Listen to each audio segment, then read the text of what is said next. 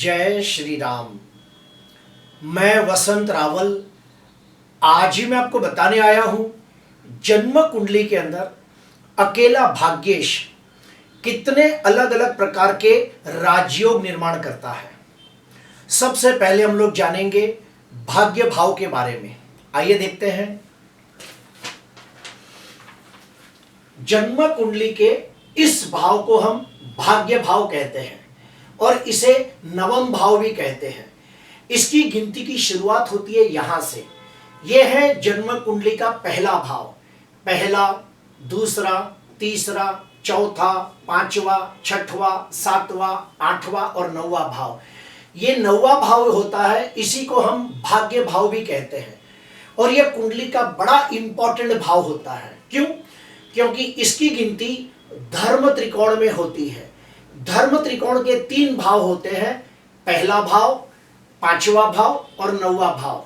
फिर से कहूंगा, पहला भाव, पांचवा भाव और नौवां भाव। ये तीनों भाव की गिनती धर्म त्रिकोण में होती है।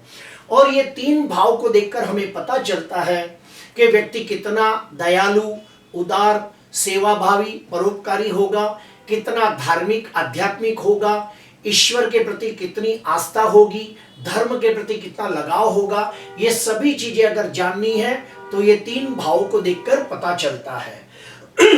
आज हम चर्चा करेंगे सिर्फ और सिर्फ नवम भाव के बारे में। नवम भाव से बहुत सारी चीजें देखी जाती है, जैसे कि व्यक्ति कितना धार्मिक होगा, कितना आध्यात्मिक होगा, वो अपने गुरु के प्रति कितनी आस्था रखता होगा, उसके पिता का सुख कैसा होगा, उसे उच्च शिक्षा प्राप्त होगी या नहीं, उसे लंबी मुसाफरी से फायदा होगा कि नहीं, उसका भाग्य, नसीब, किस्मत कितना प्रबल है, वो भी नवम भाव से पता चलता है। उस व्यक्ति को पूजा पाठ करना, होम हवन करना, दान पुण्य करना, यात्रा, तीर्थ यात्रा करना, ये सब अच्छा लगेगा कि नहीं, वो भी नवम भाव से पता चलता है। नवम भाव यानी कि देवस्थान, यानी कि मंदिर का स्थान। नवम भाव से और भी बहुत सारी चीजें देखी जाती है, लेकिन ये सारी चीजें खास देखी जाती है। अभी हम और एक स्टेप अंदर जाते हैं कि जो नवम भाव है वो सबसे बड़े राजयोग कौन से बनाता है। तो सबसे बड़े राजयोग बनाता है पंच महापुरुष राजयोग। अभी उसका क्या अर्थ है तो सुनिए। अगर कुंडली के अंदर, ध्यान से सुनना, आपकी कुंडली के अंदर अगर भाग्याधिपति बनकर मंगल स्वगृही या फिर उच्चका होकर केंद्र भाव में बैठा हो तो रुचक योग नाम का पंच महापुरुष राजयोग बनता है। आपकी कुंडली के अंदर भाग्याधिपति बनकर बुध स्वगृही या उच्चका होकर केंद्र में बैठा हो तो भद्र योग नाम का पंच महापुरुष राजयोग बनता है। आपकी कुंडली के अंदर भाग्याधिपति बनकर गुरु स्वगृही या उच्चका होकर केंद्र में बैठा हो तो हंस योग नाम का पंच महापुरुष राजयोग बनता है। आपकी कुंडली के अंदर भाग्याधिपति बनकर शुक्र स्वगृही या उच्चका होकर केंद्र में बैठा हो तो मालव योग नाम का पंच महापुरुष राजयोग बनता है। आपकी कुंडली के अंदर भाग्याधिपति बनकर शनि स्वगृही या उच्चका होकर केंद्र भाव में बैठा हो तो शश योग नाम का पंच महापुरुष राजयोग बनता है। इसके अलावा और एक स्टेप अंदर जाते हैं। कुंडली के अंदर अगर भाग्याधिपति और लग्नाधिपति, अगर ये दोनों की युति अगर केंद्र भाव में या त्रिकोण भाव में होती हो तो भी अपने आप में एक राजयोग बनता है। आपको समझाने के लिए मैंने यह कुंडली बनाई है। सिंह लग्न की कुंडली है और भाग्य स्थान के अंदर मेष राशि है।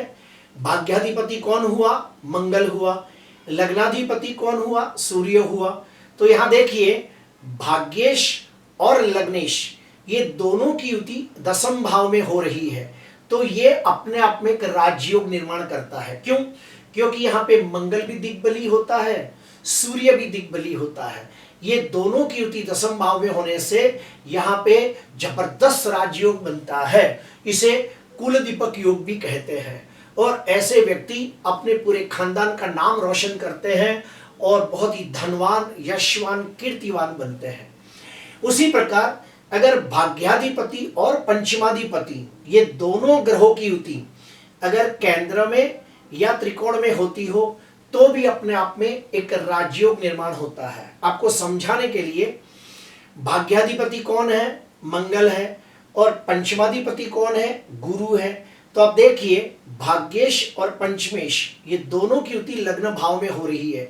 इसे कहते हैं धर्मात्मा योग, इसे कहते हैं राजलक्षण योग।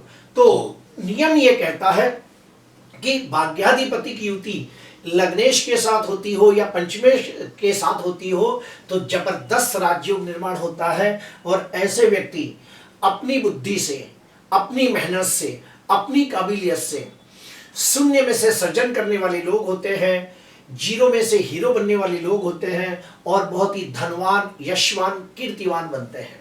आइए और एक स्टेप अंदर जाते हैं। भाग्याधिपति ग्रह कभी कभी खड्डे का मालिक भी बन जाता है।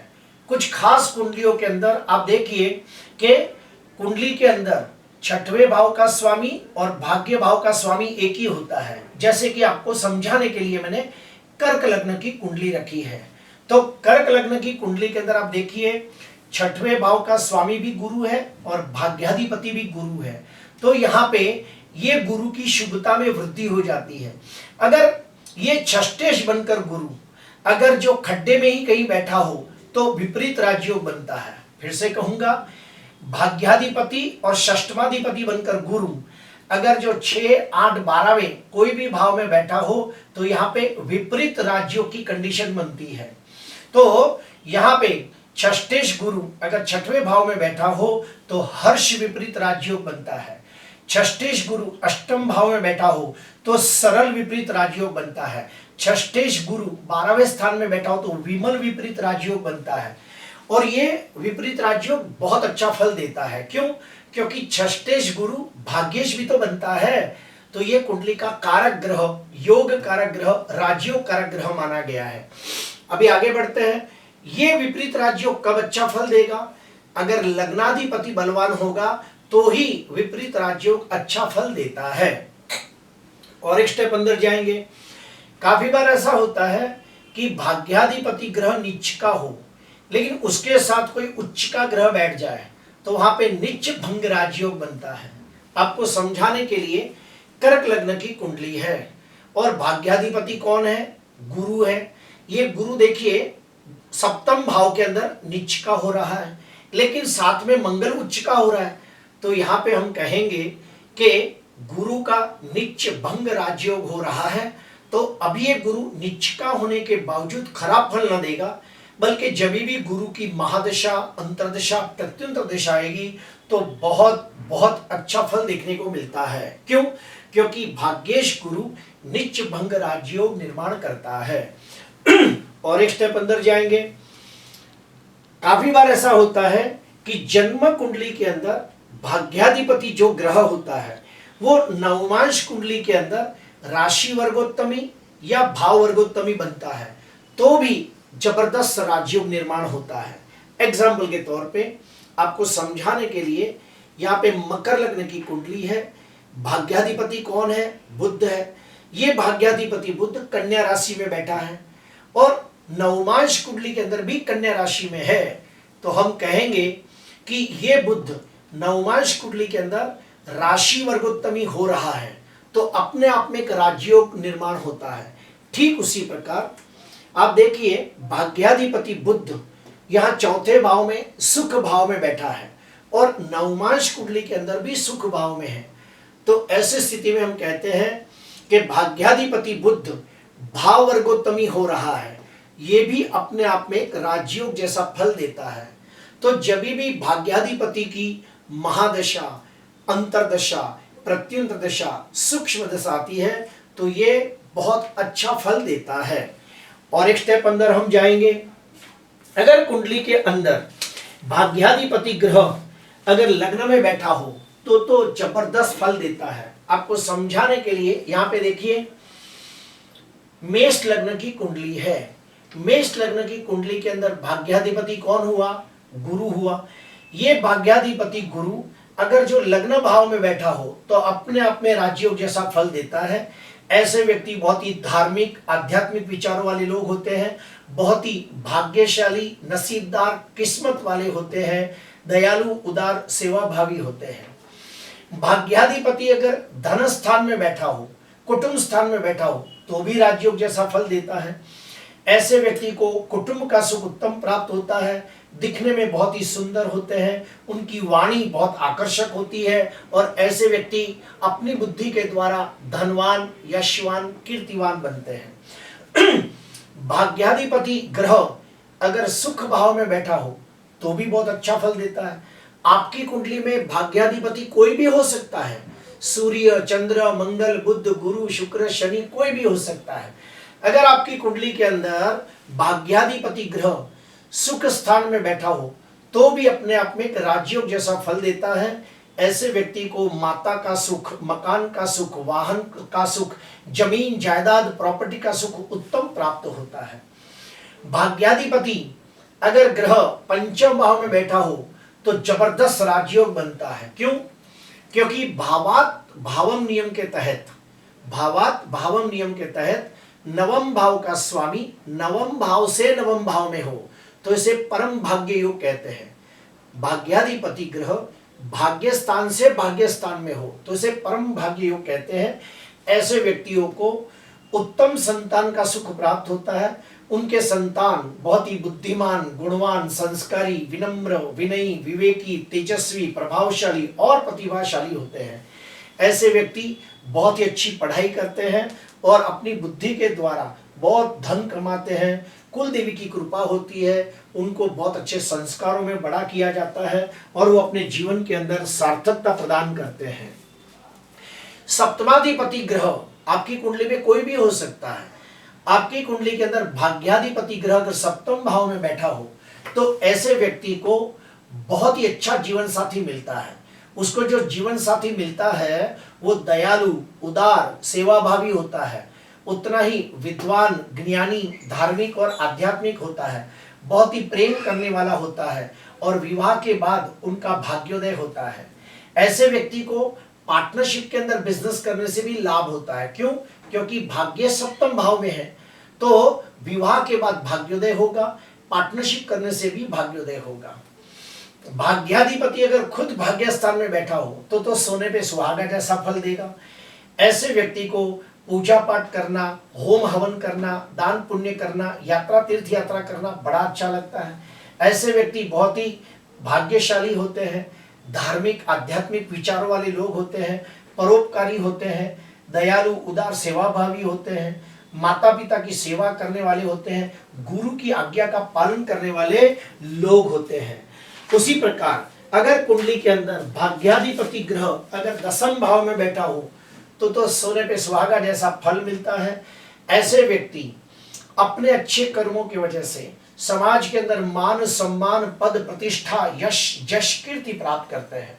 ऐसे व्यक्ति अगर कोई प्रोफेशनल काम करे जैसे कि डॉक्टर, वकील, सीए, ज्योतिषकार, कर्मकांडी, विद्वान, ब्राह्मण, तो बहुत नामना कमाते हैं और अपने अच्छे कर्मों की वजह से जीवन के अंदर कई लोगों का उद्धार करते हैं और लोग उन्हें बहुत दुआएं देते हैं, मान सम्मान भी देते हैं।